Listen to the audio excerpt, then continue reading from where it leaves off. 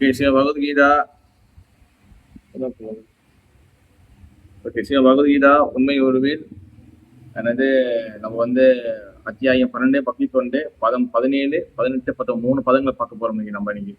Okay okay, நம்ம தொடர்ந்து வந்து போன வாரம் வந்து பாத்தீங்கன்னா 2 வாரம் வந்து நம்ம கிருஷ்ண லீலைகளை பத்தி பேசணும். அதனால வந்து நம்ம பகவத்கீதை டெக்ஸ்ட் பண்ண முடியல. அதனால வந்து தொடர்ந்து நம்ம இதுக்கப்புறம் வந்து எப்போ பகவத்கீதை நம்ம வந்து படிப்போம் நம்ம. ஓகே ஓகே, கிளாஸ் வந்திருக்கக்கூடிய அனைத்து பக்தர்களும் ஓகே. ஜெய ஜெகநாத் பல சுந்தர மகாராணி கண்ணனும் ராதா கோபால் கண்ணனும் ஜெய ஸ்ரீ கௌரங்க மகாபு நித்யானந்த கண்ணனும் ஜெய ஸ்ரீ ரூப ரகுநாத் கண்ணனும் ஜெய ஸ்ரீ பிரபாத் மகாராஜ் கண்ணனும் என் குருடா கண்ணன் தொடர்ந்து வந்து பகவத் கிளாஸ் கணிக்கும். கிளாஸ் வந்து பக்தருக்கு அனைவருக்கும் அடியோட பணியாக வைக்கணும். ஹரே கிருஷ்ணா. ஓகே, ஸ்ரீமத் பகவத்கீதா உண்மை உருவில் அத்தியாயம் 12 பதம் 17 18 19 பார்க்க போறோம் நம்ம. ஓகே, 17 பதம் 17. ஓகே, 17 பதம் 17. யோ ந ஸ்ருத்யதி ந த்வேஷ்டி ந சோஷதி ந காங்க்ஷதி சுபாசுப பரித்ராஹி பக்திமான் யாஷ மே ப்ரியஹ. ஓகே பிரபு. ஓகே, மொழிபெயர்ப்பு வந்து என்னதுன்னா, எவன் ஒருவன் ஒருபோதும் மகிழ்வதில்லையோ துன்பப்படுவதில்லையோ புலம்புவதில்லையோ ஆசைப்படுவதில்லையோ, மேலும் எவன் ஒருவன் மங்களமானவை அமங்கலமானவை ஆகிய இரண்டையும் துறக்கின்றானோ அத்தகைய பக்திமான் எனக்கு மிகவும் பிரியமானவன். ஓகே, இங்கிலீஷ்ல விஸ்வபிரபு 18-19. க்ஷமா சத்ரோ ச மித்ரே ச ததா மானவமானயோ சீதோஷ்ண சுக துக்கேஷு சமசங்க விவர்ஜிதः துல்லே நித்ய சுதீர் மௌனி சந்துஷ்டோ ஏன கேனசி அனிகேத ஸ்ரீராமதி பக்திமான் மே பிரியோ நரஹ. ஓகே, மொழிபெயர்ப்பு.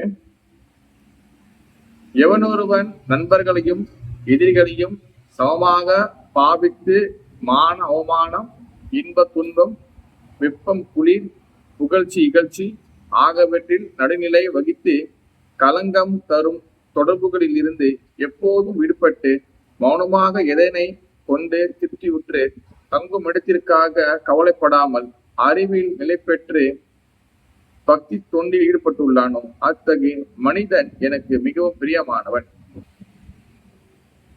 ஓகே, ஹரே கிருஷ்ணா. ஓகே, தொடர்ந்து வந்து இப்ப இந்த அத்தியாயம் வந்து பாத்தீங்கன்னா நம்ம ஏற்கனவே 11வது அத்தியாயம் நம்ம எல்லாம் பார்த்திருப்போம். ஓகே, விஸ்வரூபம். இப்ப அந்த விஸ்வரூபம் எல்லாம் முடிஞ்ச பிறகு இப்ப பகவான் கிருஷ்ணர் வந்து இப்ப என்னன்னா முக்கியமான விஷயம் கொடுக்குறாரு, அதாவது பக்தி யோகம். ஓகே, பகவத்கீதையை நான் ஏற்கனவே பல வாட்டி சொல்லியிருக்கிறேன். பகவத்கீதை 3ஆக பிரிக்கப்படுது. ஓகே, முதல் சாப்டர் 1 முதல் அத்தியாயத்திலிருந்து 6வது அத்தியாயம் வரைக்கும் ஒரு சாப்டர். ஓகேவா, அப்புறம் 7லேருந்து 12 1 6. ஓகே, அது ஒரு சாப்டர், அது வந்து ஒரு பிலோசபி பேசுது. தென் 13லேருந்து தென் 18 வரைக்கும் அது வந்து என்னன்னா அது திருப்பி ரிப்பீட் தான். இது வந்து நம்ம 1வது அத்தியாயத்திலேருந்து பிறகு வந்து 12வது அத்தியாயம் இது பேசுறோமோ அதை திருப்பி 13லேருந்து 18 வரைக்கும் அதை ரிப்பீட் தான் பண்றாங்க. அதுவும் வந்து பாத்தீங்கன்னா ஆக்சுவலி பாத்தீங்கன்னா 17வது பகவத்கீதை முடிஞ்சிருச்சு. 18 வந்து ஜஸ்ட் அது வந்து பாத்தீங்கன்னா சொன்ன ஸ்லோகத்தை திருப்பி சொல்லுவாங்க, சொன்ன விஷயங்கள திருப்பி சொல்லுவாங்க. ஓகேவா, அதனால வந்து இந்த முதல் 6 பகுதி 1லேருந்து 6வது அத்தியாயமும் பின்னாடி 6 பகுதி 13லேருந்து 18 வரைக்கும் 13லேருந்து 18 வரைக்கும் அது ரெண்டுமே முக்கியம் தான். ஆனா முக்கியமான ஒரு பகுதி வந்து பாத்தீங்கன்னா இந்த 7 to 12 இது ரொம்ப முக்கியமான ஒரு பகுதி. ஏன்னா இது வந்து பாத்தீங்கன்னா மாஸ்டர் பீஸ் சொல்லுவாங்க. ஏன்னா இது இந்த நடுவுல வந்து பாத்தீங்கன்னா அது ரொம்ப வந்து அழகா வந்து பகவான் சொல்லியிருக்காரு. அதுல முக்கியமான அந்த நடுவுல 6 பகுதியில கடைசி பகுதி தான் பக்தி யோகா, அதான் சாப்டர் 12. ஓகேவா, இப்ப சாப்டர் 12 வந்து பாத்தீங்கன்னா எல்லா அத்தியாயங்களும் வந்து பாத்தீங்கன்னா பாடி பத்தி பேசுவாங்க, அப்புறம் கர்மா பத்தி பேசுவாங்க, யோகா பத்தி பேசுவாங்க, விஸ்வரூபத்தை பத்தி பேசுவாங்க, எல்லாம் பேசுவாங்க. பட் பகவத்கீதை வந்து பாத்தீங்கன்னா வேதேகம் அகம் வேத வேத்திய வேதாந்த கிருத் வேதவித் விதய விசாகம். அதாவது என்னன்னா இந்த சாஸ்திரங்கள் இருக்கு. ஓகேவா, ஸ்கிரிப்சர் எவ்வளவு நிறைய ஸ்கிரிப்சர் சாஸ்திரங்கள்லாம் இருக்கு. அதுல வந்து பாத்தீங்கன்னா வேதங்கள் இருக்கு, உபநிஷங்கள் இருக்கு, அப்புறம் வந்து பாத்தீங்கன்னா புராணங்கள் இருக்கு, இதிகாசம் இருக்கு, அப்புறம் வந்து நமக்கு வந்து நிறைய இன்னும் பல பல புராணங்கள்லாம் நிறைய புஸ்தகங்கள் நிறைய இருக்கு. இதெல்லாம் இருந்தாலும் இந்த எல்லா வேதங்களுடைய சார அம்சம் வந்து பாத்தீங்கன்னா 2 விஷயம் தான். ஒண்ணு பகவத்கீதா, ஒண்ணு ஸ்ரீமத் பாகவதம். ஓகேவா, ஏன்னா நிறைய பேர் வந்து என்ன பண்றாங்கன்னா பகவத்கீதையும் பாகவதியும் வந்து முழுசா ஏத்துக்காம மத்த சாஸ்திரங்களை வந்து படிக்கிறதுனால அவங்களுக்கு வந்து இந்த வேதங்களுடைய சாரம் என்னது நிறைய புரியாது.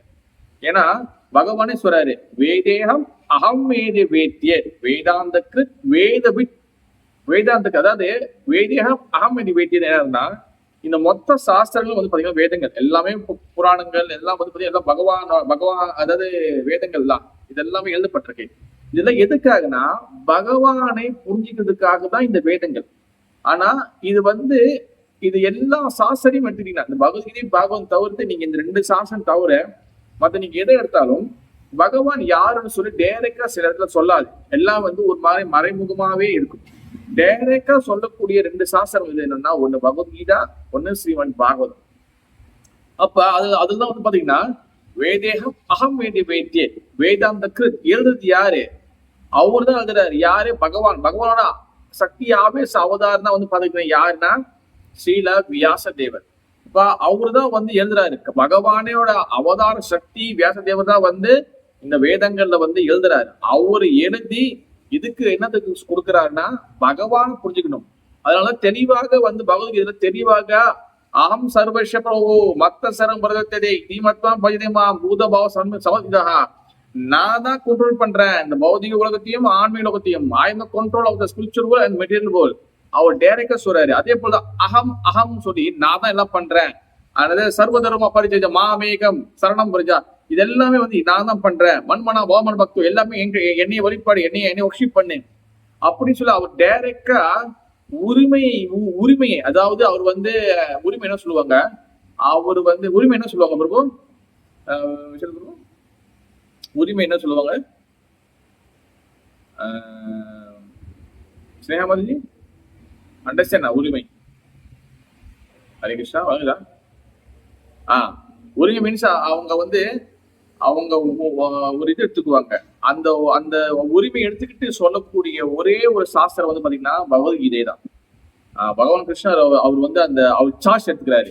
நான் தான் செய்யறேன், நான் தான் பண்றேன், நீ என்னைய வழிபாடு, என்னைய நீ சரண்டர் பண்ணா போதும், நீ எல்லாமே நான் காப்பாத்திடுவேன் அப்படின்னு அவர் டைரக்டா சொல்றாரு பகவத்கீதை கிருஷ்ணர். அதனாலதான் பகவத்கீதை என் பாகவதம் ரொம்ப ரொம்ப முக்கியமானது. அப்படிப்பட்ட பகவத்கீதையில நம்ம வந்து பகவானை புரிஞ்சுக்கிறது வந்து அது முக்கியமான விஷயமா இருந்தாலும் அந்த பகவானை எப்படி புரிஞ்சுக்கிறதுனா பக்தியாமா அபிஜானதி, பக்தியால மட்டும்தான் புரிஞ்சுக்கணும். பக்தி வந்து எதுல ஆரம்பிக்குதுன்னா பஜ் என்ற வார்த்தையில இருந்தா பக்தி ஆரம்பிக்குது. பஜ்னா வந்து என்னதுன்னா நம்ம பகவானுக்கு அன்பு தொண்டு செய்யுது. அந்த அன்பு தொண்டு எதுவும் வந்து எதிர்பார்க்காம செய்யறதா இந்த பக்தி. அதுக்கு ஒரு பேர் இருக்கு, அகிஞ்சன பக்தி. அகிஞ்சனா என்னதுன்னா நிஷ்கிஞ்சனா சொல்லுவாங்க. அகிஞ்சனா என்னன்னா நிஷ்கிஞ்சனா, அதாவது எந்த ஒரு விஷயத்தையும் எதுவுமே எதிர்பார்க்காம நம்ம வந்து கொடுக்கறதுதான் பக்தி. அதுல ஏதாவது ஒரு விஷயம் வந்து எதிர்பார்ப்பு இருந்துச்சுன்னா அது வந்து கர்ம மிஸ்ரா பக்தி இல்லைன்னா ஞான மிஸ்ரா பக்தியா மாறிடும். முழு உரிமை.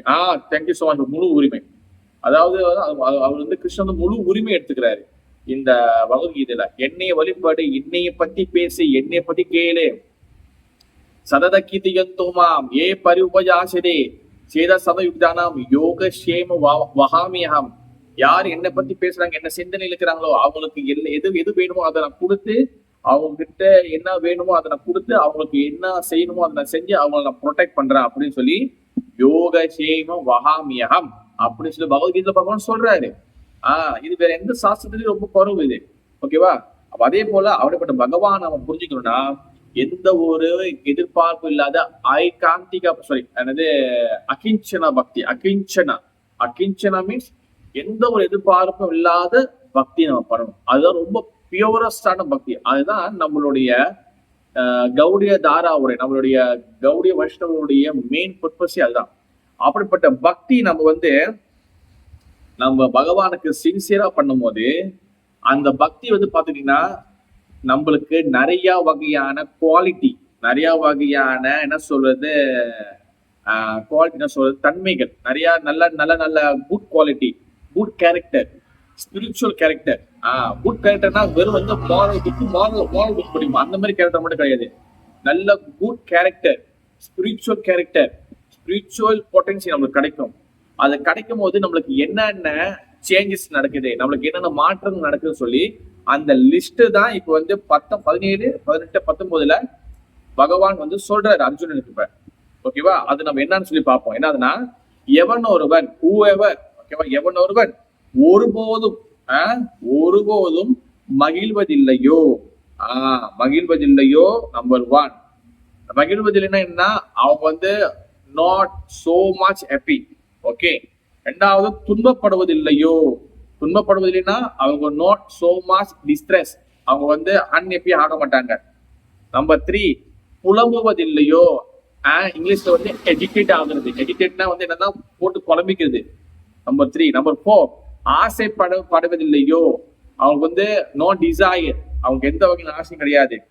மேலும் எவனொருவன் மங்களமானவை அமங்கலமானவை ஆக இரண்டையும் துறக்கின்றானோ, இது ஆஸ்பிஷியஸ், இது அன்ஆஸ்பிஷியஸ், இது மங்களம், இது அமங்கலம் அப்படின்னு சொல்லி எந்த ஒரு வேறுபாடும் அவங்களுக்கு கிடையாது. யாருக்குன்னா, அத்தகைய பக்திமான் எனக்கு மிகவும் பிரியமானவன்.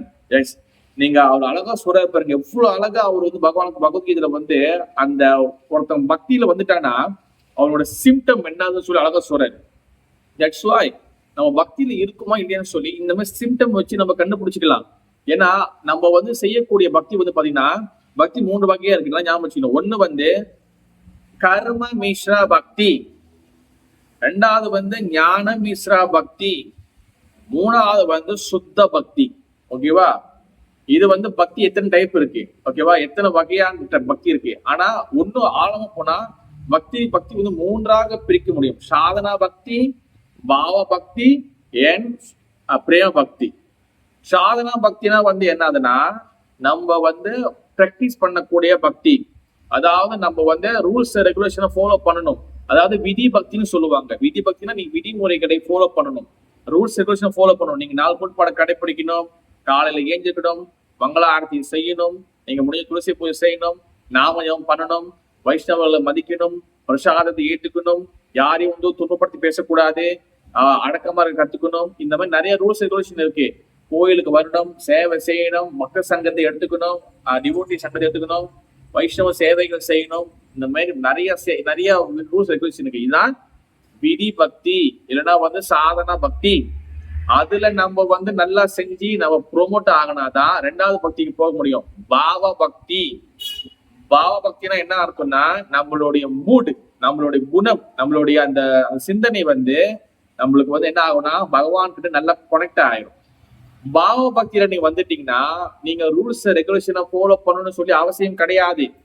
பாவ பக்தியில வந்துட்டீங்கன்னா நீங்க ரூல்ஸ் ரெகுலேஷன் ஃபாலோ பண்ண அவசியம் கிடையாது. உதாரணத்துக்கு வந்து பாத்துக்கிட்டீங்கன்னா சௌபரி மாதா, நான் பல வாட்டி சொல்லியிருக்கேன், ராமாயணத்துல சௌபரி மாதா இருக்கிறாங்க. அவங்க என்ன பண்ணுவாங்க, அண்ணாடிக்கு ராமர் வருவாருன்னு சொல்லி அண்ணாடிக்கு பழத்தை சாப்பிட்டு அந்த பொட்டிக்குள்ள போட்டு அந்த டின்ல வந்து சேர்த்து வைப்பாங்க.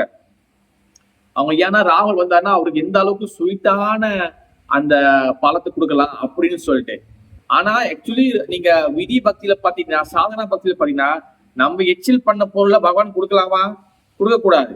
ஆனா நீங்க பாவ பக்தி லெவலுக்கு வந்துட்டீங்கன்னா அவங்க வந்து அந்த பகவானுக்கு எந்த மாதிரி கொடுக்கணும்னு சொல்லி டேஸ்ட் பண்ணி பாக்க. இப்ப நம்மளாம் வந்து பாவ பக்தியில இல்ல, நம்மளாம் வந்து ஒண்ணு விதி பக்தியில தடுமாட்டிக்கிட்டு இருக்கிறோம். அப்ப நம்ம அந்த மாதிரி செய்யக்கூடாது. அந்த ஒரு உதாரணத்துக்கு மட்டும். இப்ப சௌபரி என்ன பண்ணுவாங்க, அந்த பழத்தை சாப்பிட்டு டின்ல போட்டுச்சாங்க. தென் ராமச்சந்திர மகாபிரபு வந்த உடனே அவங்க வந்து அந்த பழத்தை வந்து போட்டாங்க. பிறகு வந்து அவர் சாப்பிட்டாரு. ஓகேவா, இது பாவ பக்தி. ஒன்னு பாவ பக்தி வந்து பாத்தீங்கன்னா, ஐயோ நான் சாப்பிடாம கிருஷ்ணனுக்கு கொடுக்காம நான் இப்படி சாப்பிடுது, அந்த மாதிரி மூடு நம்மளுக்கு டெவலப் ஆகும். இது பாவ பக்தி. பாவனா வந்து என்னதுன்னா, நம்மளுக்கு 4 வகையான பாவம் இருக்கு. தாஷ்ய பாவானா என்ன அர்த்தம்னா, நான் வந்து சேவகன், பகவான் வந்து ஓனர், அவர் வந்து எஜமான், அந்த மாதிரி. அப்ப அவருக்கு நான் வந்து சேவை எப்படி நான் சாப்பிடுறது, அந்த மாதிரி ஒரு பாவம், அதான் தாஷ்ய பாவம். 2வது வந்து சக்கிய பாவம், நானும் பகவான் ஃப்ரெண்ட்ஸ் மாதிரி, நானும் பகவான் கூட்டாளி மாதிரி பழகுறது. 3வது பாவம் வாட்சல்ய பாவம், நானு அப்பா மாதிரி, நம்ம வந்து பேரண்ட்ஸ் மாதிரி, பெற்றோர் மாதிரி, பகவான் வந்து குழந்தை மாதிரி. அது வந்து வாட்சல்ய பாவா. 4வது வந்து மாதுரிய பாவா, பகவான் கூட நம்ம வந்து அன்பு பரிமாற்றம் பண்றது, ஒரு லவ்வர் மாதிரி, காதல் மாதிரி. இப்ப நம்ம வந்து என்ன பண்ணோம்னா, ஏதாச்சும் ஒரு பாவத்துல நம்ம வந்து கனெக்ட் ஆயிரும். எப்ப நம்ம பாவ பக்திக்குள்ள வருமோ அப்ப நம்ம வந்து ஒரு பாவத்தை, ஏதாவது ஒரு பாவம் நம்மளுடைய குணத்தை பொறுத்து, நம்மளோட மூடை பொறுத்து நம்ம ஏதோ ஒரு பாவத்துல பகவான் கிட்ட கனெக்ட் ஆயிடும். ஒரு தாசிய பாவமா இருக்கலாம், இல்ல சக்கிய பாவமா இருக்கலாம், இல்ல வாட்சல்ய பாவமா இருக்கலாம், இல்ல மாதுரி பாவமா இருக்கலாம். ஏதாச்சும் ஒரு பாவத்துல நம்ம பகவான் கிட்ட கனெக்ட் பண்ணிடுவோம். நம்ம இப்ப கனெக்ட் பண்ண பிறகு ஐயோ பகவானுக்கு வந்து பிரசாத் வைக்கம் நான் சாப்பிடலாமா, ஐயோ அவருக்கு வந்து நான் இது பண்ணணுமே, அவருக்கு இது செய்யணுமே, அந்த மாதிரி பாவம் ஏற்படும். ஐயோ அவர் டெம்பிள் உள்ள கச்சராம இருக்கு, இடையெல்லாம் உள்ள கூட்டாம இருக்கு, இவ கூட்டுவோம். இது வந்து பாவ பக்தியில வந்தாதான் அது கிடைக்கும். அவ சாதன பக்தியில இருக்கும் போதே நம்ம சாதன பக்தி ஒழுங்கா செய்யணும். சாதன பக்தி ஒழுங்கா செய்யல என்ன நடக்குன்னா, பகவான் கோயில் மனுக்கு ஒரு குப்பை விழுந்தா கூட நானே எவ்வளவு நாள் செய்யறது, அவங்க செஞ்சுக்குவாங்க, அவங்க வந்து செய்யட்டும், அந்த மாதிரி நம்ம போயிடும். ஏன்னா நம்ம ஒன்னும் அந்த பாவ பக்திக்குள்ள வரல. ஓகேவா? மூணாவது பக்தி வந்து என்ன பக்தினா பிரேம பக்தி. பிரேம பக்தி தான் வந்து என்னன்னா சுத்த பக்தி சொல்லுவாங்க. அது வந்து என்னன்னா யோமாம் சர்வச யோமாம் பஷ்யதி சர்வச சர்வமாய் பஷ்யதி. சாப்டர் 6ல வந்து பகவான் வந்து சொல்றாரு, என்ன சொல்றாருன்னா, அர்ஜுனா என்னை வந்து எல்லா இடத்துலயும் பார்க்கக்கூடியவங்க என்னுடைய தூய்மையான பக்தியில சொல்லி சொல்றாரு. நம்ம சுத்த பக்தி வந்துட்டுனா நம்ம பகவான் நம்ம எப்பவுமே பார்த்துட்டே இருப்போம். 24 hours பகவான் நம்ம பார்த்துட்டே இருப்போம். பகவான் அவர் நம்ம கண்ணு மனுக்கு நடமாடிட்டே இருப்பாரு. அதான் பிரேம பக்தி, உச்சக்கட்ட பக்தி. அதான் ஸ்ரீமத் சைத்தன்ய மகாபிரபு நம்மளுக்கு கொடுத்தாரு. அந்த இது எல்லா பக்தியும் நம்ம எப்படி நம்மளுக்கு கிடைக்குன்னா, த்ரூ சாண்டிங் ஹரே கிருஷ்ண மகாமந்திரா, ஹரே கிருஷ்ண கிருஷ்ண கிருஷ்ண ஹரி ஹரி, ஹரி ராம ராம ராம ஹரி ஹரி. இந்த ஹரே கிருஷ்ண மந்திரம் மூலியமாக நீங்க சுத்த பக்தியை அடைய முடியும் அப்படின்னு சொல்லி பிராக்டிக்கலா செஞ்சு காட்டுறது, நடைமுறையில் செஞ்சு காட்டுறது வந்து பாத்தீங்கன்னா ஸ்ரீமன் சைத்தன்ய மகாபிரபு. அதனாலதான் நீ பாத்தீங்கன்னா அவர் ஜெகநாத் புரி போகும்போது ஜெகநாத் அப்படின்னு சொல்லிட்டு கத்திட்டு போய் அவர் உழுவுறாரு, கீழே உழுவுறாரு. அவர் வந்து தேம்பி அழுகுறாரு. இதெல்லாம் வந்து எங்க நடக்கும்னா சாதன பக்தியில நடக்காது, இது பாவ பக்தியில் நடக்காது. இது only will be happen in பிரேம பக்தி. பிரேம பக்தியில மட்டும்தான் இந்த சிம்டம் நடக்கும். அப்ப நம்ம வந்து சாதன பக்தி முதல் நாளா செய்யணும், அப்புறம் பாவ பக்திக்குள்ள வருவோம், அப்புறம் பிரேம பக்திக்குள்ள வரும். ஓகேவா? ஆனா நம்ம எந்த பக்தி செய்தாலும் நம்ம பக்தி வந்து நீங்க சாதன பக்தியில இருந்தா கூட அந்த பக்தி வந்து பாத்தீங்கன்னா சுத்த பக்தியா இருக்கணும். எந்த வித எதிர்பார்ப்பும் இல்லாம இருக்கணும். நீங்க ஏதாச்சும் எதிர்பார்த்தீங்கன்னா அது வந்து கர்ம மிஸ்ரா பக்தி ஆயிரும். இப்ப நல்லா ஞாபகிங்க, நீங்க சாதன பக்தி செய்றீங்க, ஆனா ஏதோ ஒண்ணு எதிர்பார்த்து செய்றீங்கன்னா அந்த சாதன பக்தி சுத்த சாதன பக்தியா இருக்காது. அது என்ன ஆயிரும்னா அது கர்ம மிஸ்ரா பக்தி. கர்ம மிஸ்ரா பக்தினா பலனை எதிர்பார்த்து செய்யக்கூடிய பக்தி.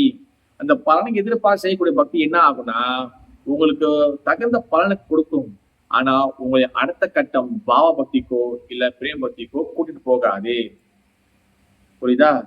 நீங்க அடுத்து வந்து பகவானை வந்து மெடிடேஷன் பண்ணணும், யோகா பண்ணா அது வந்து பக்தி சாதனா பக்தி இல்ல கர்ம மிஸ்ரா பக்தி. அப்புறம் ஞான மிஸ்ரா பக்தி. ஞான மிஸ்ரா பக்தி வந்து என்ன ஆகுதுன்னா நீங்க வந்து பல நாலேஜ் எடுத்துக்குவீங்க, ஆனா அந்த நாலேஜ் வச்சுக்கிட்டு நான் முக்தி அடையணும், நான் வந்து முக்தி அடையணும், எனக்கு பவர் வேணும், எனக்கு சித்தி வேணும், அந்த மாதிரி நம்ம வந்து நினைச்சுமே ஆனால் நம்ம ஞான மிஸ்ர பக்திக்கு போயிடுவோம். ஓகேவா? நம்ம வந்து பாவ பக்திக்கோ பிரேம பக்தி போக முடியாது. ஆனா நம்ம வந்து குரு என் கிருஷ்ணா என்ன சொல்லியிருக்கிறாங்க, மகாபிரபு என் கிருஷ்ணா என்ன சொல்லியிருக்கிறாங்க, அதை நம்ம சரியா ஃபாலோ பண்ணி எந்த ஒரு எதிர்பார்ப்பும் இல்லாம நம்ம பக்தி பண்ணும் பொழுது அந்த பக்தி நம்மளை வந்து பாவ பக்தி கொண்டு போகும், தென் அடுத்து வந்து சுத்த பக்தியில கொண்டு போகும். அப்படிப்பட்ட பக்தி நம்ம சுத்தமான பக்தியை நம்ம பிராக்டிஸ் பண்ணும் போது நம்மளுக்கு சில சிம்டம் கிடைக்குது, சில அறிகுறிகள் கிடைக்குது. அதை வச்சு நீங்க பக்தி ஒழுங்கா பண்றீங்களா இல்ல ஒழுங்கா பண்ணலையா அப்படின்னு சொல்லி நீங்க கண்டுபிடிக்கலாம். அப்ப நம்ம பக்தி பகவானுக்கு அந்த பக்தி தொண்டு நம்ம ஒழுங்கா பண்ணுமே ஆனால், பக்தி விஷயத்தை நம்ம ஒழுங்கா செஞ்சுமே ஆனால் நம்மளுக்கு சில சிம்டம் நடக்குது. அது என்ன சிம்டம்னா முதல் என்ன சொல்றாருன்னா 4 விஷயங்கள் 17ஆவது ஸ்லோகத்துல 4 விஷயங்கள் சொல்றாரு. என்னதுன்னா நம்ம வந்து ஒருபோதும் மகிழ்வதில்லை. நம்ம எப்பவுமே வந்து ரொம்ப ஓவர் ஹாப்பியா இருக்க மாட்டோம். ஓவர் ஹாப்பினஸ் வந்து ஓவர் சந்தோஷம் ஓவர் ஜாலியா இருக்கிறது வந்து பாத்தீங்கன்னா அது டேஞ்சரஸ். 2வது வந்து என்ன சொல்றாருன்னா ஓவரா நம்ம துன்பப்படவும் மாட்டோம், ரொம்ப வந்து கவலையில போட்டு மண்டையை போட்டு குழப்பிக்கவும் மாட்டோம். அடுத்து 3வது என்ன சொல்றேன்னா புலம்ப மாட்டோம். இப்ப எல்லாரோட வாழ்க்கையும் இப்ப வந்து எல்லாரோட வாழ்க்கையும் காலையில ஏஞ்சிருந்து நைட்டு தூங்க வரைக்கும் பாத்தீங்கன்னா எல்லாரும் வாழ்க்கையும் புலம்புறதுலே பாதி வேலை முடிஞ்சுது. ஐயோ நான் கம்பெனி போக போறேனே, ஐயோ என் பாஸ் என்ன சொல்ல போறாரோ, இவன் என்ன செய்ய போறானோ, ஐயோ அவங்க என்ன பண்ண போறாங்களோ, இவங்க என்ன பண்ண போறாங்களோ, அந்த மாதிரி நம்ம புலம்பலே பல பேர் வாழ்க்கை ஓடிக்கிட்டு இருக்கு. தென் 4வது வந்து பாத்துக்கிட்டீங்கன்னா, தேவையில்லாத ஆசைகள், அதிகமான ஆசைகள் நம்ம படமாட்டோம். பிறகு 5வது வந்து பாத்தீங்கன்னா, இது மங்களம், இது அமங்கலம், அந்த மாதிரி 2த்துக்கும் நம்ம வந்து வேதங்கள் பார்க்க மாட்டோம். எதுக்கும் வேறுபாடு பார்க்க மாட்டோம். இந்த 5 சிம்ட வந்து பாத்தீங்கன்னா நம்மளுக்கு கிடைக்கும். இது எப்ப கிடைக்கும்னா, எப்ப நீங்க இந்த பரம்பொருள், இந்த சுப்ரீம் பர்சன், அந்த பரம்பொருள், அந்த சுப்ரீம் பர்சன் எப்ப நம்ம வந்து தத்துவ பூர்வமாக நம்ம புரிஞ்சுக்கிறோமோ, தத்துவ விசாரப்படி, அதாவது 2 கன்சிடரேஷன். ஒன்னு அப்சல்யூட் கன்சிடரேஷன், ஒன்னு வந்து அபாரண்ட் கன்சிடரேஷன். இது இங்கிலீஷ்ல. தமிழ்ல வந்து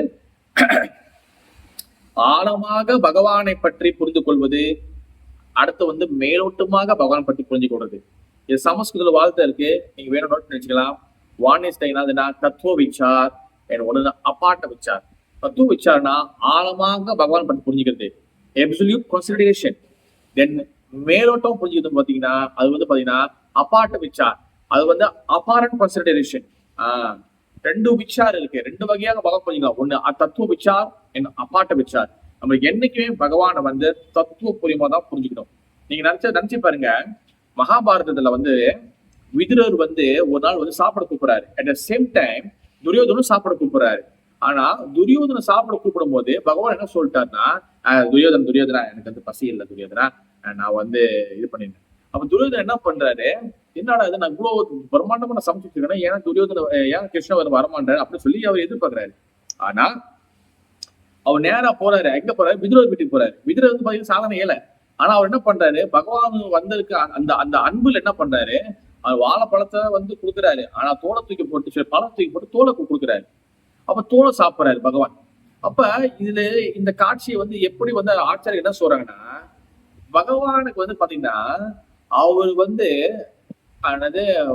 கம்ப்ளீட், அதாவது வந்து என்ன சொல்லுவோம்னா, ஒரு வார்த்தை இருக்கு, பகவான் வந்து ஒரு வார்த்தை இருக்கு, தண்ணில் திருப்தி அடைந்தவர், அது வந்து செல்ஃப் சாட்டிஸ்ஃபைட் பர்சன். அதுக்கு ஒரு வார்த்தை சொல்லுவாங்க, பகவானுக்கு ஒரு வார்த்தை இருக்கு, யாருக்கு ஞாபகம் இருக்கா? தண்ணீர் திருப்தி அடைவர், அது ஒரு வார்த்தை இருக்கு. பகவான் வந்து சமஸ்கிருத பகவான் சொல்லியிருப்பாங்க ஒரு வார்த்தை. Any Prabhu, Mataji, Sanika Mataji, self satisfied person. பூரணம் இல்ல மாதாஜி, பூர்ணம் தான், பட் வந்து ஒரு வார்த்தை இருக்கும். எது விஷா பிரபு, நீங்க கெஸ் பிரபு, அது ஒரு நல்ல வார்த்தை தெரியல, நல்ல வார்த்தை இருக்கும். Kamalakantha Prabhu, any idea?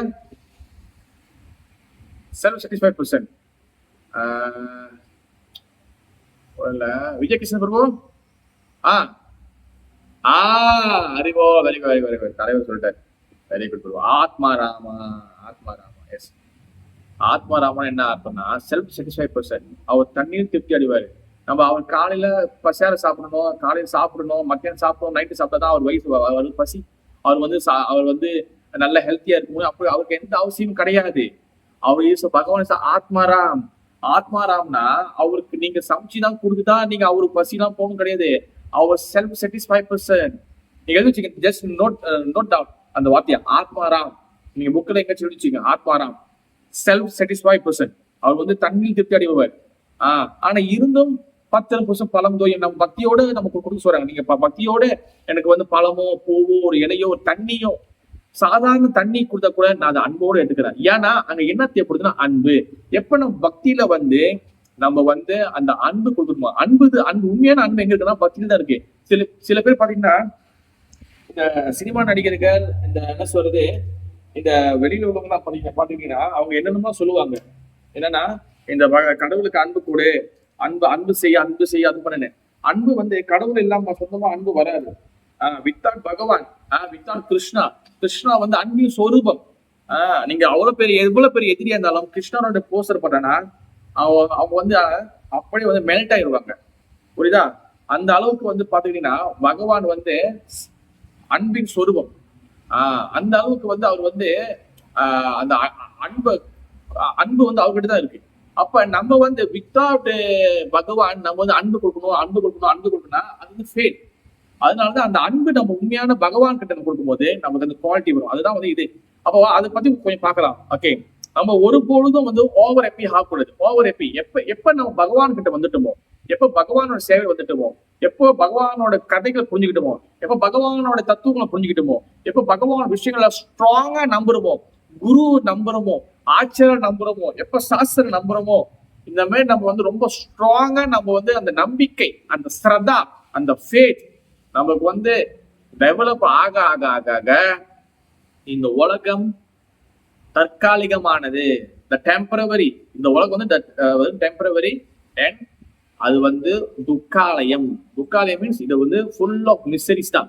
இந்த உலகம் வந்து முழுக்க முழுக்க துன்பங்கள் நிறைஞ்சதுதான். அப்ப அந்த விஷயம் நம்மளுக்கு கிடைக்கும் போது, அந்த இன்ஃபர்மேஷன் கிடைக்கும் போது, நம்ம வந்து நாம ஜப் பண்ணும் போது அந்த நாமம் என்ன பண்ணணும், நம்மளுக்கு உள்ளுக்குள்ள அந்த நம்பிக்கையை வந்து ஸ்ட்ராங் ஆகும். இந்த ஹரே கிருஷ்ண மகா மந்திரா இஸ் த பியூரஸ்ட் நேம். அது வந்து மகா மந்திரா.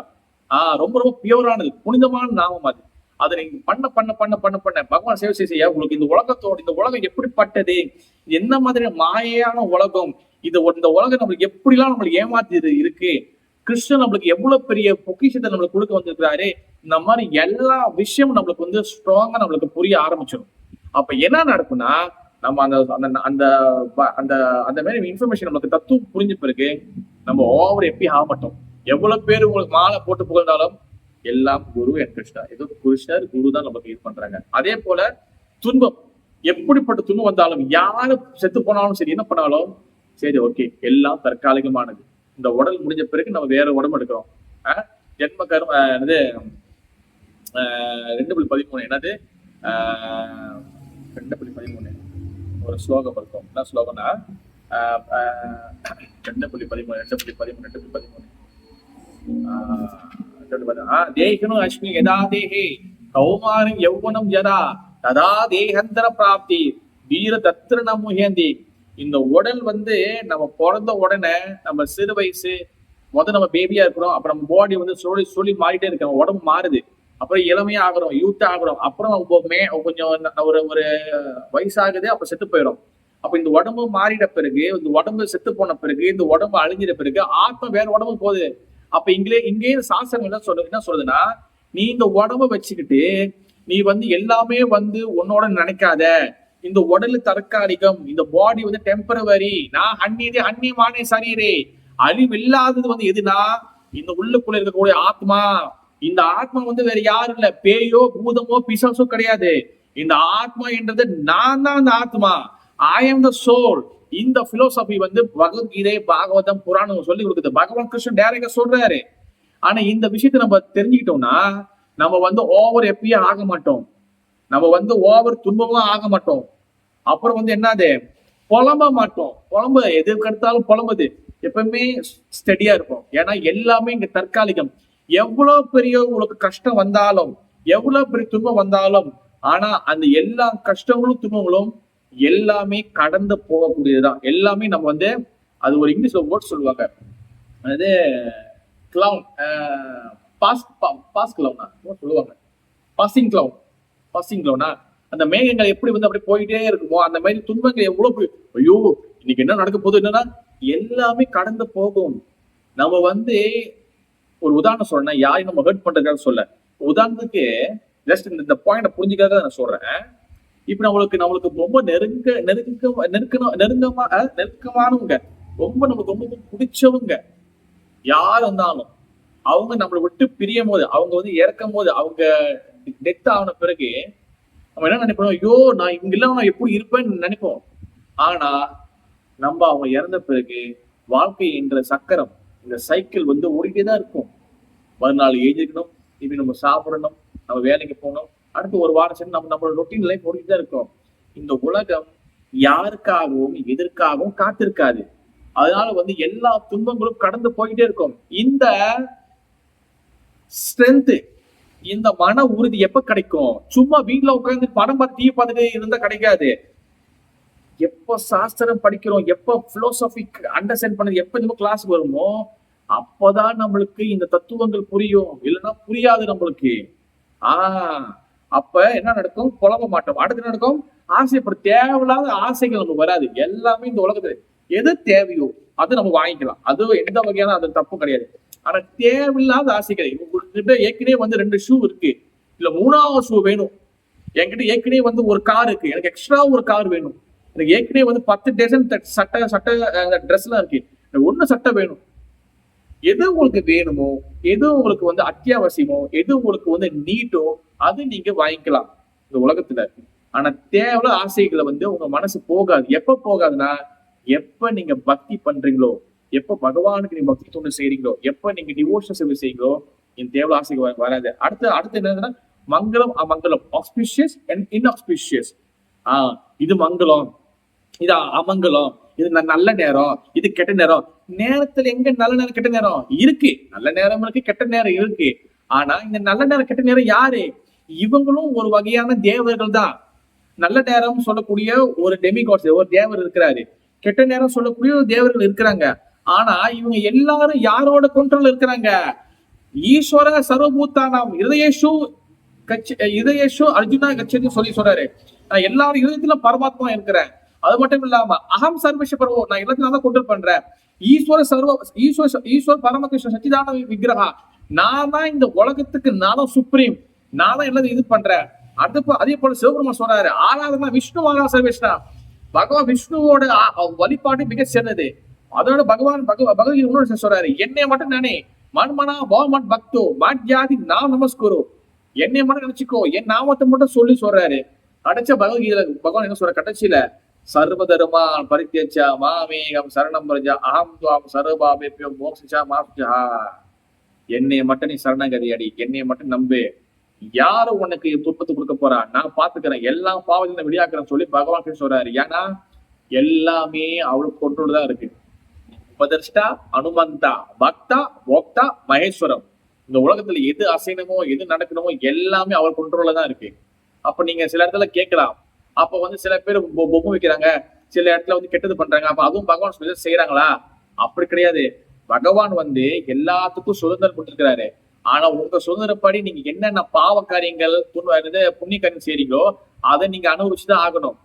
ஆனா உங்க சுதந்திரத்துக்கு நீங்க உங்க இஷ்டப்படி செய்யறதுக்கு பகவான் வந்து எல்லாத்தையும் வந்து அவர் எப்படி பண்ணுவாரு.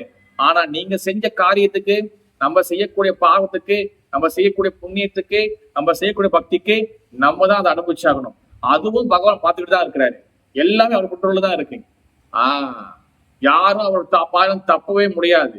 யாருமே அவர் இதுல முடியாது. அப்ப என்னன்னா அந்த பக்தி நம்ம பண்ணும்போது நம்மளுக்கு மங்களம் அமங்கலம் எதுவுமே கிடையாது. நம்மளுக்கு எல்லாமே நம்மளுக்கு மங்களமான நாள் தான். அதனாலதான் பாத்தீங்கன்னா பூஜை செய்யறது கூட நல்ல நேரம் கெட்ட நேரம் இருக்கு. ஆனா பகவான் நாம சொல்றதுக்கு எந்த நல்ல நேரம் கெட்ட நேரம் தேவையில்லை. நீங்க தூங்கி ஏஞ்சோடனே பகவான் நாமம் சொல்லலாம். நீங்க வந்து எங்க போறீங்களோ, நீங்க இறப்பு வீட்டுல கூட நீங்க பாருங்க, ஏதாச்சும் இறப்பு வீடு இருந்துச்சுன்னா பகவான் சாமி இந்த தேவர்கள் போட்டோ, பகவான் போட்டோ இந்த எல்லாத்தையும் எடுத்து மூடிவாங்க. ஐயோ தீட்டாயிரும், எல்லாம் எடுத்து மூடிவாங்க. ஆனா அந்த பகவான் அந்த இறப்பு வீட்டுல நீங்க பாத்தீங்கன்னா, நம்ம போயிட்டு எல்லா இறப்பு வீடு, எத்தனையோ இறப்பு வீடு போயிருக்கோம், நிறைய இடத்துல போயிருக்கோம். இறப்பு வீடு, கருமாதி வீடு, அங்க போய் நம்ம என்ன பண்ணுவோம், பகவான் நாமத்தை படிப்போம். ஏன்னா பகவான் நாமம் அதுக்கு வந்து மங்களமோ இல்ல அமங்கலமோ அது கிடையாது. அது எல்லா இடத்துலயும் படிக்கிறோம். இறப்பு வீடோ, இல்ல பேபி பிறந்துக்குதோ, இல்ல ஒரு ஆள் செத்து போயிட்டாங்களோ, இல்ல கருமாதியோ, காது குத்தோ, தவசமோ, எந்த இடத்துலயும் பகவான் நாமம் படிக்கலாம். ஏன்னா அதுக்கு மங்களம் அமங்கலம் கிடையாது. பகவானுடைய செயல்களுக்கு, பகவானுடைய நாம சொல்றதுக்கு, பகவானுடைய கதைகளை பேசுறதுக்கு அங்க எங்க வந்து அமங்கலம் மங்களம் ஆக்ஸ்பிஷன் கிடையாது. எப்ப வேணாலும் பேசலாம். அதனாலதான் வந்து இதை புரிஞ்சுக்கிட்டவங்க இந்த ரொம்ப வந்து ஹாப்பி ஆக மாட்டாங்க, ரொம்ப மகிழ்ச்சி அடைய மாட்டாங்க, ரொம்ப துன்பமாக மாட்டாங்க, ரொம்ப டிஸ்ட்ரெஸ் ஆக மாட்டாங்க, ரொம்ப புலவ மாட்டாங்க, எஜிடேட் ஆக மாட்டாங்க, அப்புறம் வந்து ரொம்ப ஆசைப்பட மாட்டாங்க. தேவையில்ல ஆசைகளுக்கு டிசைர், சோ மச் டிசைர் அவங்களுக்கு இருக்காது. அப்புறம் வந்து மங்கள அமங்கலம் ஆஸ்பிஷன் பார்க்க மாட்டாங்க. ஓகேவா? இது வந்து ஒன் ஆஃப் சிம்டம். அடுத்து என்ன நடக்கும், இன்னும் நல்லா நீங்க பக்தி பண்ணீங்க என்ன நடக்கும் சொல்லி 18-19 சொல்றாங்க. என்ன சொல்றாங்கன்னா, எவன் ஒருவன் நண்பர்களையும் ஃப்ரெண்ட்ஸ் எதிர்களையும் எனிமி சமமாக பாவித்து 2 பேரும் ஈக்குவலா பாக்குறாங்களோ, அடுத்து மானம் அவமானம், அதாவது உங்களுக்கு வந்து என்ன சொல்லுவாங்க, உங்களுக்கு மான அவமானம் என்ன சொல்லுவாங்க இங்கிலீஷ்ல, விஷால் என்ன சொல்லுவாங்க, மான அவமானம்,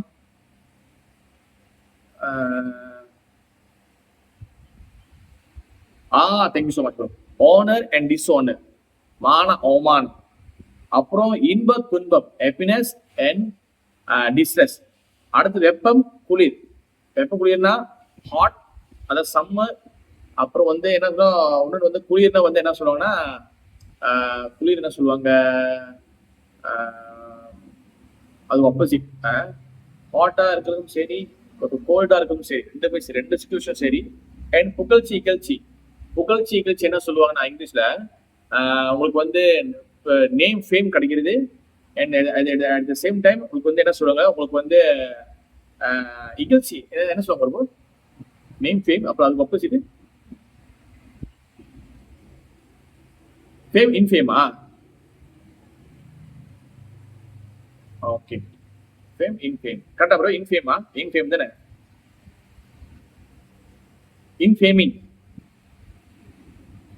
ஓகே, ஃபேம் இன்ஃபேமிங். அதான் வந்து புகழ்ச்சி இகழ்ச்சி ஆகியவற்றில் நடுநிலை வகித்து. இதெல்லாம் இதுல யார் ஒருத்தவங்க பேலன்ஸ் பண்றாங்க, எதுல அவங்களுக்கு ஃப்ரெண்ட்ஸும் இல்ல, ஃப்ரெண்ட்ஸும் இல்ல எனிமியும் சமம் பார்ப்பாங்க. அப்போ வந்து மான அவமானம், ஓகேவா? அடுத்து வந்து இன்ப துன்பம், ஹாப்பினஸ் அண்ட் டிஸ்ட்ரெஸ். அண்ட் வெப்பம் குளிர். சூடான டைமா இருந்தாலும் சரி, குளிர்காலமா இருந்தாலும் சரி, எல்லாமே அவங்களுக்கு சமம் தான். அண்ட் புகழ்ச்சி இகழ்ச்சி, ஃபேம் அண்ட் இன்ஃபேமிங். இது எல்லாத்தையும் நடுநிலை வகித்து களங்கம் தரும் தொடர்புகளிலிருந்து எப்போதும் விடுபட்டு, இதிலேருந்து எல்லா வகையான பிரச்சனை விடுபட்டு மௌனமாக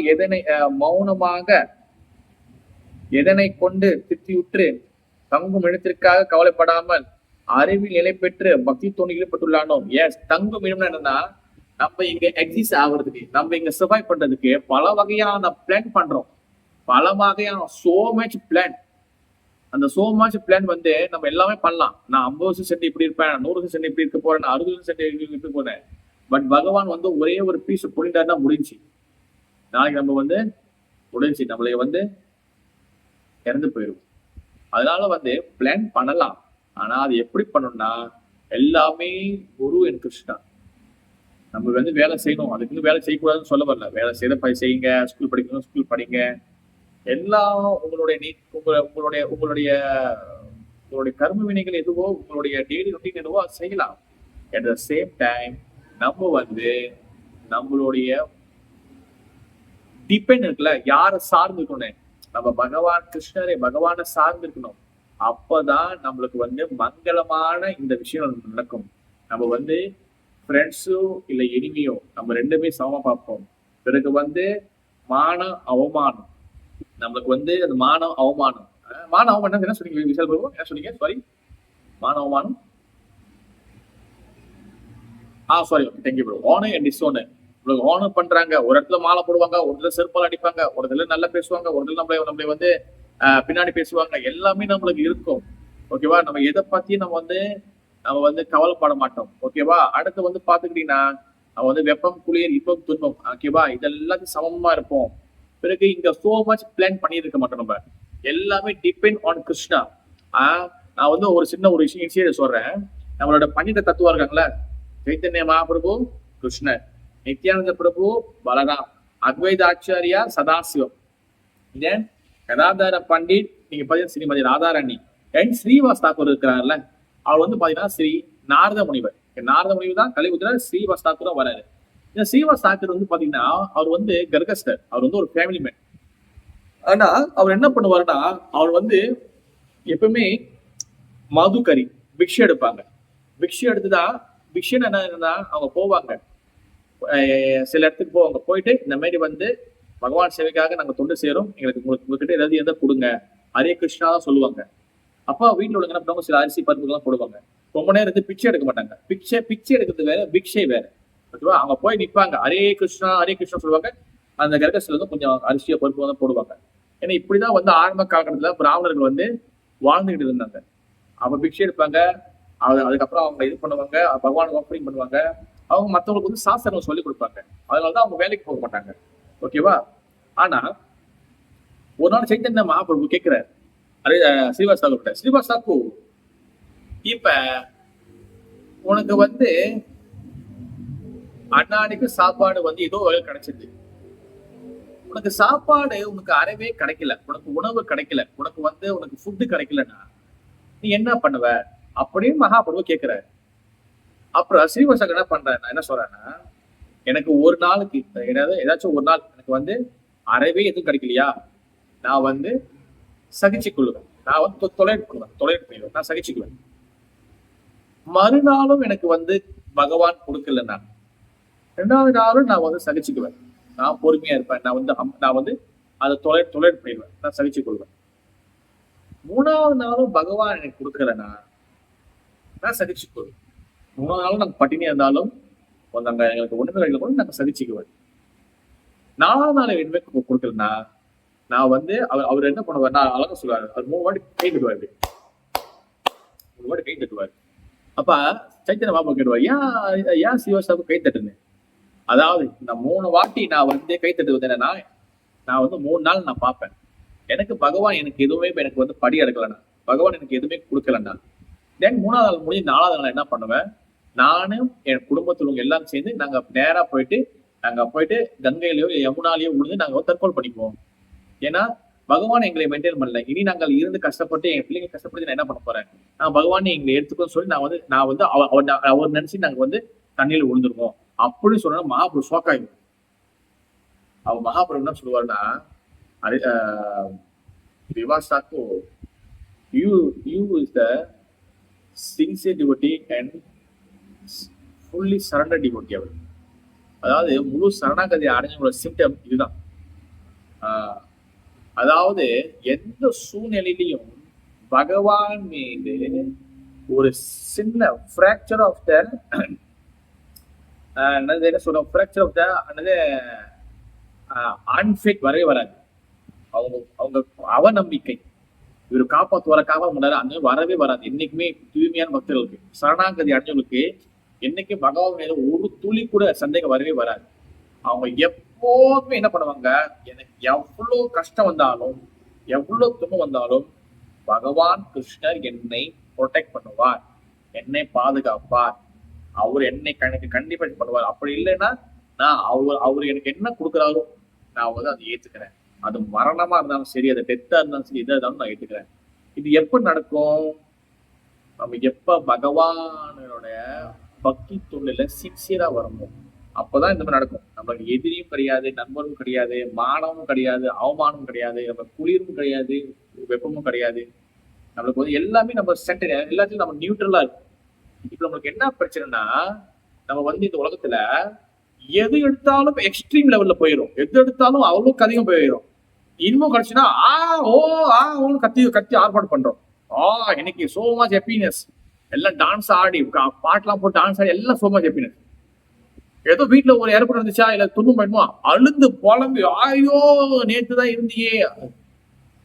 அப்புறம் எதிரியா எதாச்சும் நம்மளுக்கு நண்பர் இருந்தானா, நீதான் என்னோட நண்பன், அதே நண்பன் உங்களுக்கு பிடிக்காத பண்ணனா, இன்னில இருந்து நீ பாடுறா, உனக்கு நான் இனிமேல் நான் உனக்கு நான் எதிரி யார் கட்டுறேன் அப்படி நம்ம டைலாக் எல்லாம் பேசுவோம்.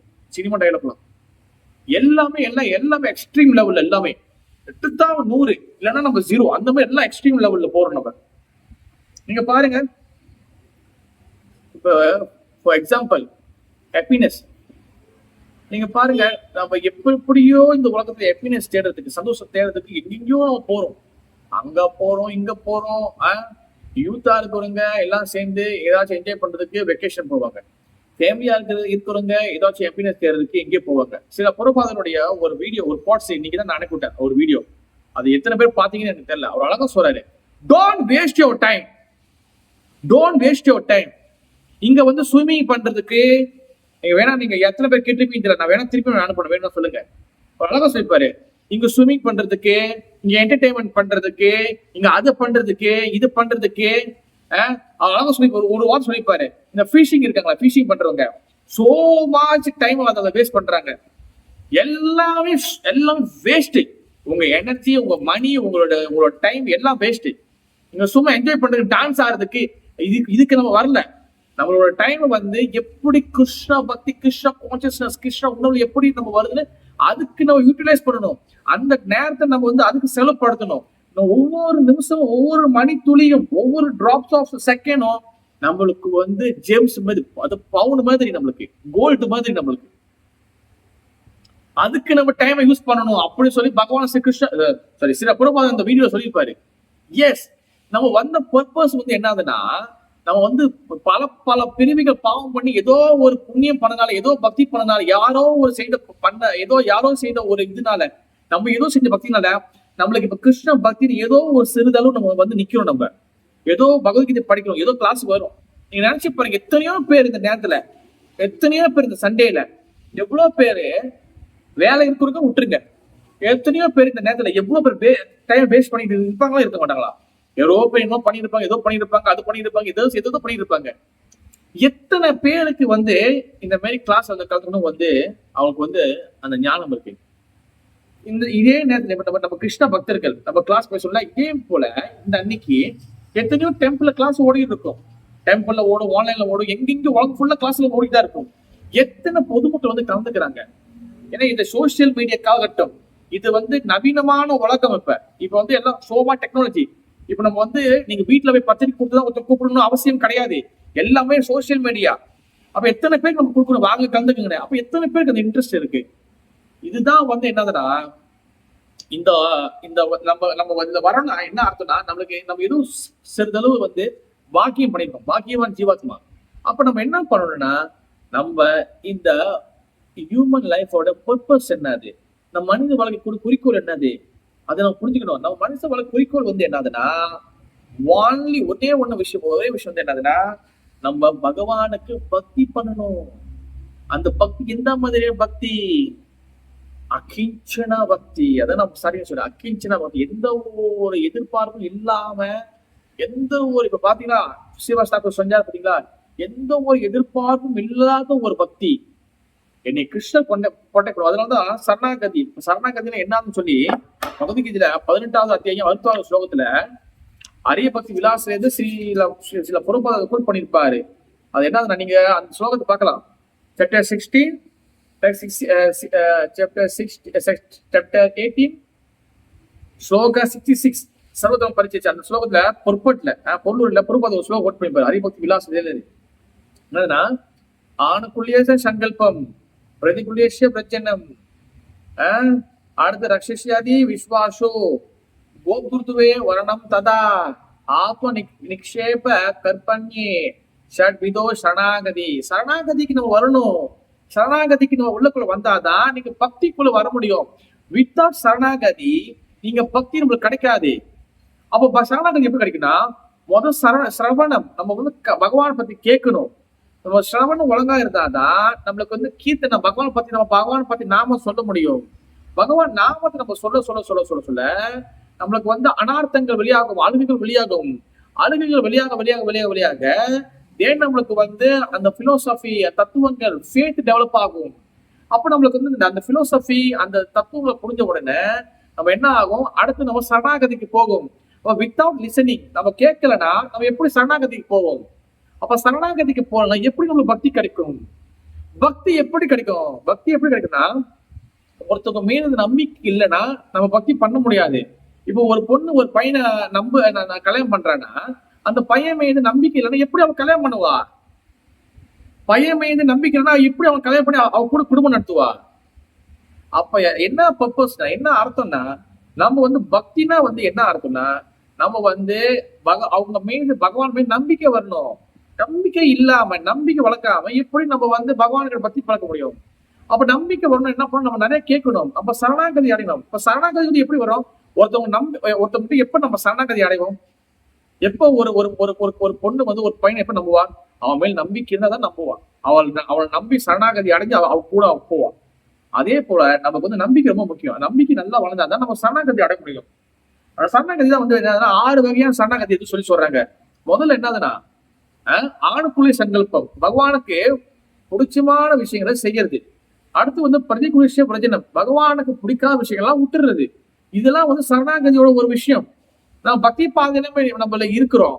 ஆனா பகவானுக்கு பிடிக்காத விஷயத்த நான் செஞ்சுட்டு இருக்கோம்னா அது எப்படி சரணாகதி ஆகும்? சரணாகதி ஆகாது. சரணாகதினா என்னதுன்னா, பகவானுக்கு பிடிச்சமான விஷயங்கள்லாம் நம்ம ஏத்துக்கணும். ஜெபம் பண்ணணும், கிளாஸ் கேட்கணும், சேவை செய்யணும், நிறைய இருக்கு. பகவானுக்கு பிடிக்காத விஷயம் என்னன்னா நான் கோட்பாடுக்கு கடைபிடிக்கணும்.